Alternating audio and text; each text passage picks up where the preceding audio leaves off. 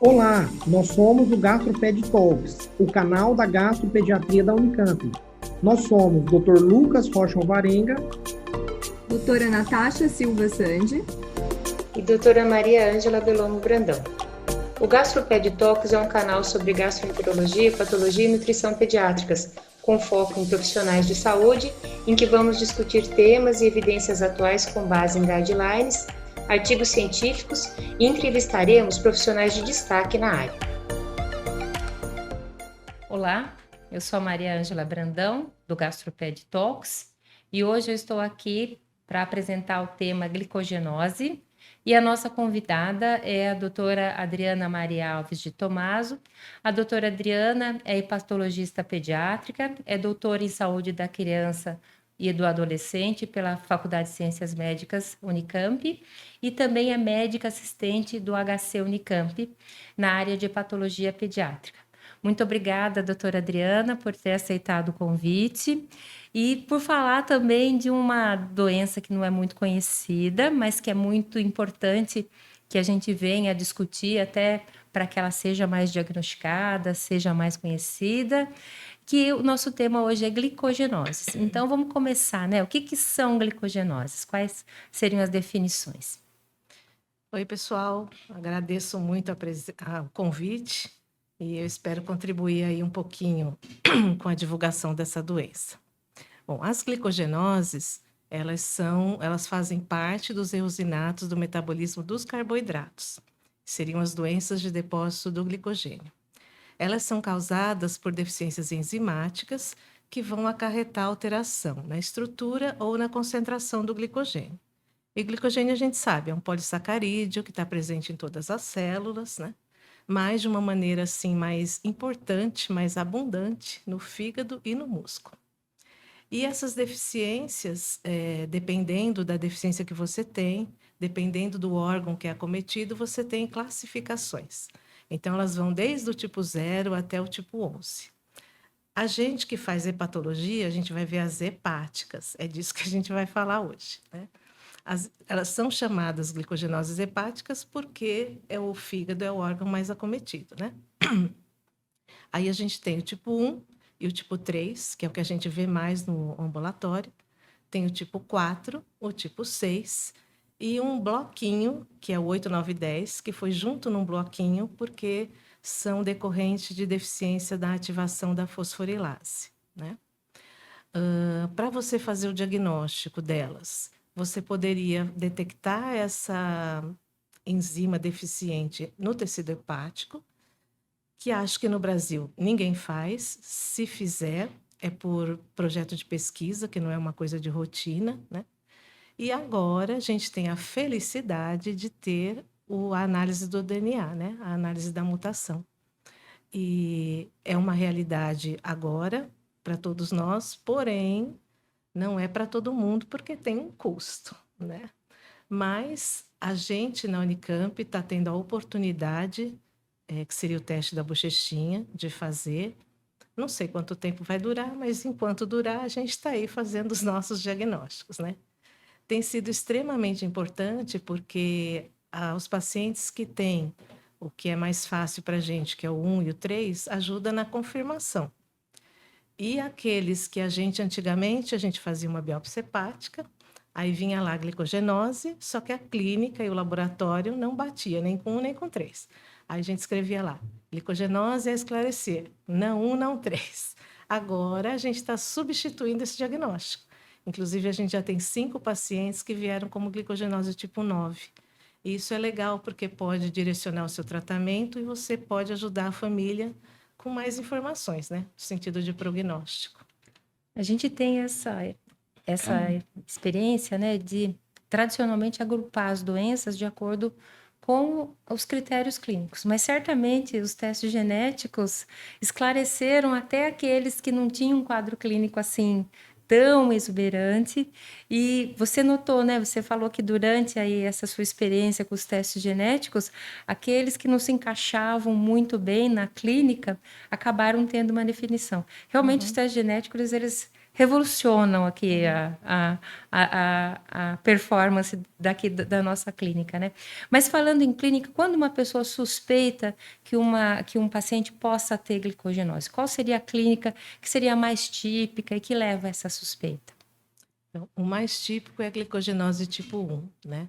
Durante muitos e muitos e muitos anos, ela foi conhecida como doença de von Gierke, porque foi ele que descobriu e ganhou o nome dele de homenagem.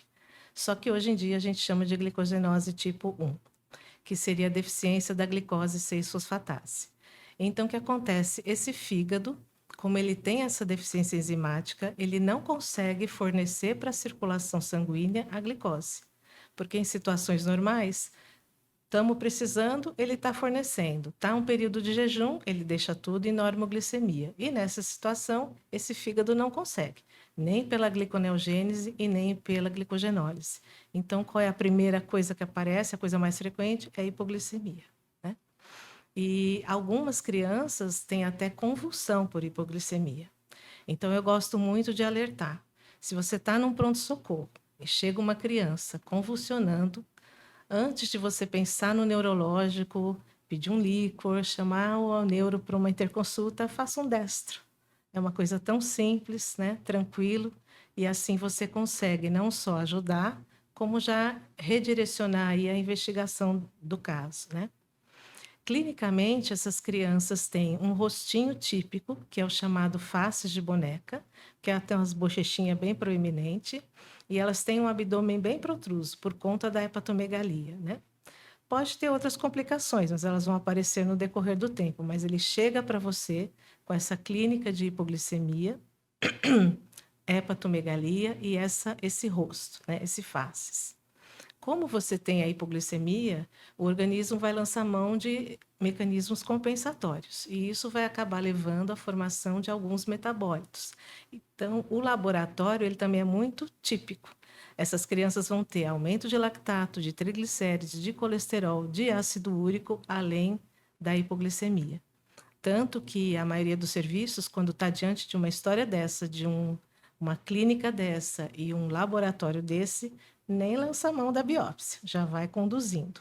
Mas, se você tiver dúvida, você pode lançar mão da biópsia. A biópsia, ela é bem interessante, porque tirando o tipo 4, que tem outras alterações, o resto é tudo muito parecido. Por isso que no nosso diagnóstico a gente colocava lá glicogenose, não 1, não 3. Porque, como tem muita gordura e glicogênio nesse hepatócito, ele empurra as organelas para a periferia.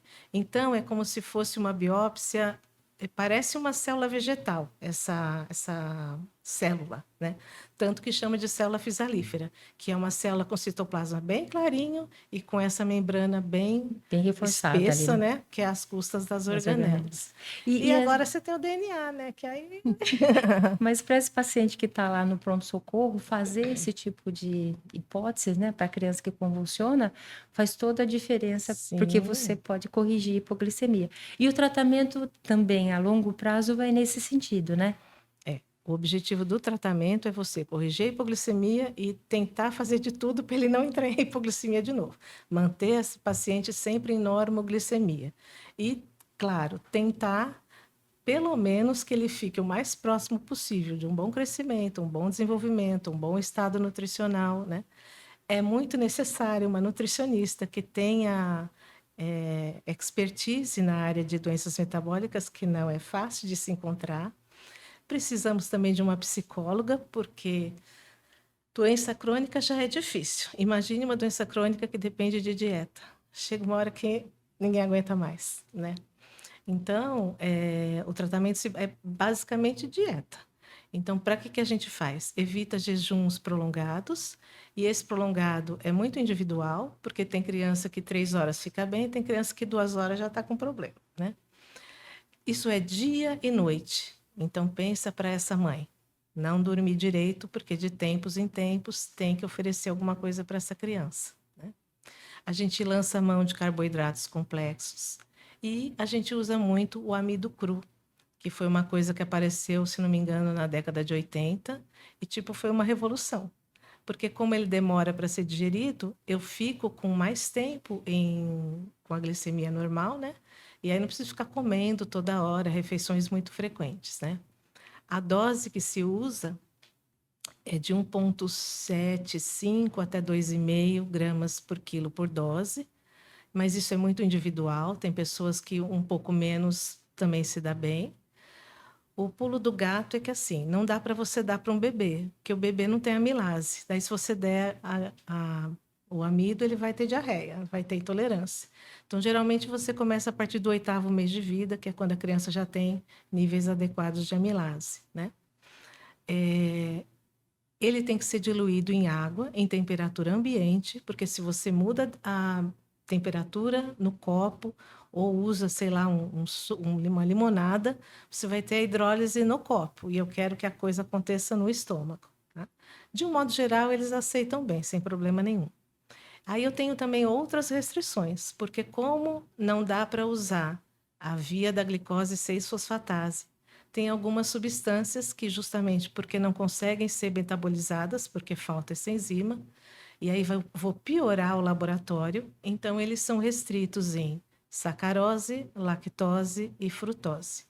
Conforme vai crescendo, se os exames de laboratório, o controle metabólico fica belezinha, aí eu posso liberar aos poucos frutose e lactose. Mas é uma vida difícil, né? É dieta pelo resto da vida. E a gente está vendo, então, uma melhora do ponto de vista de fazer mais diagnósticos mais precisos. Isso também foi acompanhado por novas perspectivas de tratamento?